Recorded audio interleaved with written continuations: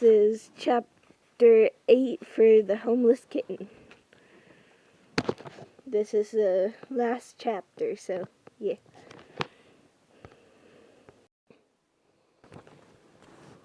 Do you think they'll want his toys at the shelter? Mom said doubtfully, holding up a catnip mouse with half its tail gone and a hole where the stuffing was coming out. He loves that mouse, Lily said with a catch in her voice. You have to take it.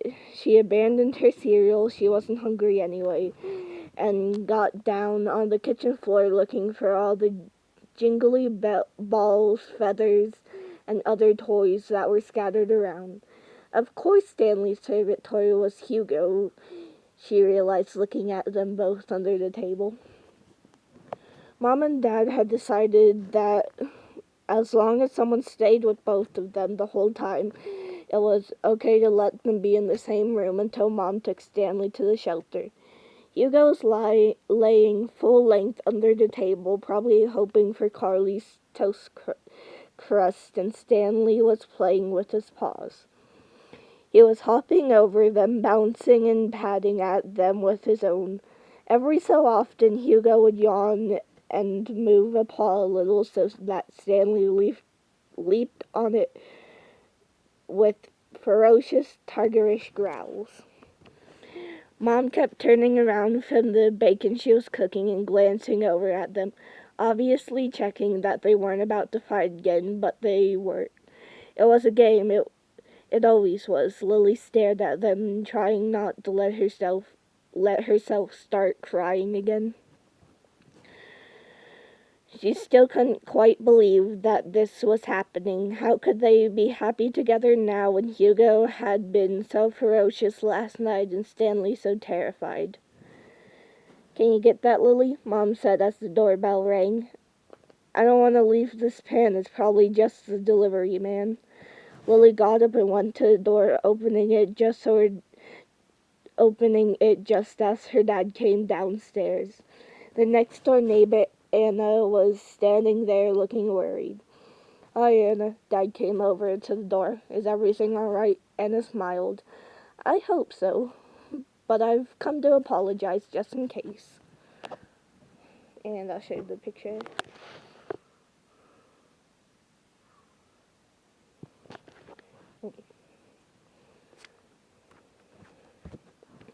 Okay, Dad said, looking puzzled. Would you like some coffee? We're having breakfast. Oh, I didn't mean to interrupt. Honestly, it's fine. I'd love a coffee. Anna smiled and followed Lily and Dad through the kitchen where Mom was dishing out the bacon. I do feel bad, though, Anna continued. I have a horrible feeling that Pixie's been here again. She bolted in the kitty door at about midnight in a bit of a state. She was soaking wet and all the fur that wasn't plastered down with water was sticking up. And I heard a lot of barking, so I wondered if she'd climbed through Lily's window again and had a little fight with Hugo. You mentioned she'd come in that way before. Anna looked between Mom and Dad as the whole family stared at her. I really am sorry, she added. I know she's a nightmare. My neighbors on the other side got really mad with her the other day. They found her on the kitchen table licking the butter. Her voice trailed away. Oh no, what did she do? It was Pixie, Lily breathed, remembering her open bedroom window. It was Pixie, not Stanley. Hugo was barking at Pixie. And that meant Stanley didn't need to go. Mom, do you think... Lily put her hand on Mom's arm, trying to get her to listen, but Mom was looking at Anne, not paying attention to her. She was in here. Then, oh dear. Anna looked around the kitchen. I really hope she didn't break anything, Dad laughed. Actually, I think she broke a mug, but don't worry. And that's about the best news you could have given us. We came down last night because Hugo was barking his head off and found the kitchen a bit of a mess, with Hugo with a scratch on his nose. No, it's okay, he added, seeing Anne put a hand up to her mouth. You see, we thought it was Stanley who'd done it. We were going to take him to the animal shelter this morning, and now we don't have to. Pixie scratched Hugo and looked down at Hugo guiltily. Poor Hugo, she's a horror, she really is. But you love her to pieces, Mom said, laughing. I'd better start locking the kitty door at night, Anne sighed.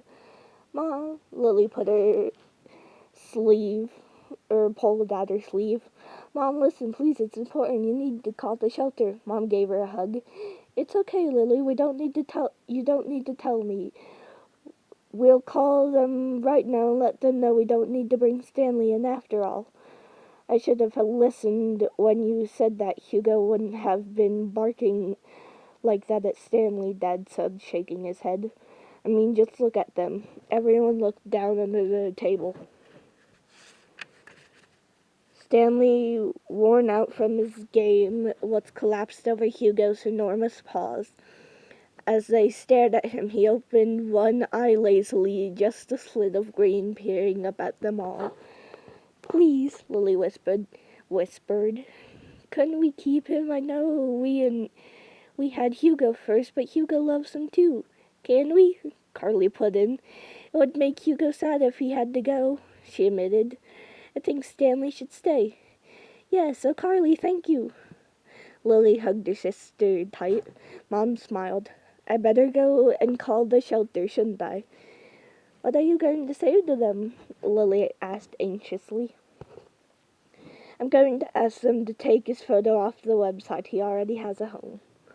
Lily threw her arms around her mom and then her dad and even Anne. She wanted to hug everyone, then she crouched down beside Stanley and Hugo. You're staying, she said, petting the fluffy white fur on Stanley's tummy. You're our kitten now. Stanley opened the other eye and stretched, rolling over onto his back and patting his front paws against Hugo's nose. Hugo snorted, shifted his head, and gently licked the little kitten. There's a picture.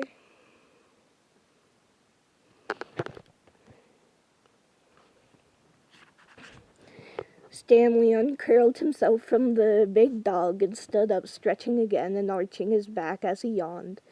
He patted deliberately over to Lily and rubbed the side of his head lovingly up and down her shorts.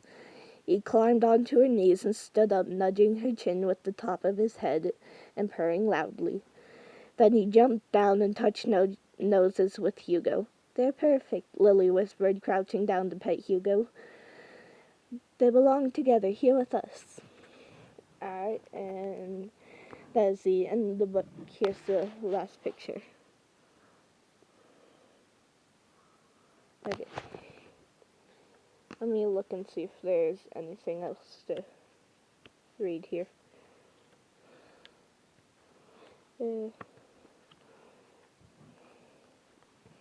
Here's this.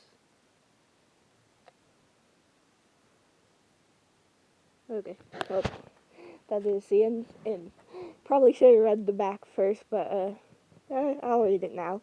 Lily and her dad are taking their dog Hugo for a walk in the woods when Hugo sniffs out a litter of tiny kittens. Lily is most worried about the fluffy white one. He looks so small and hungry. Lily's family agrees to take care of the kittens. As each day passes, they grow stronger. Lily falls in love with them more and more. She knows it won't be long before the kittens are ready to go to new homes. But Lily can't bear the thought of saying goodbye, especially to the little white kitten. And that is the end. Here's what the back looks like. Alright, well. Okay. That is the end, and goodbye.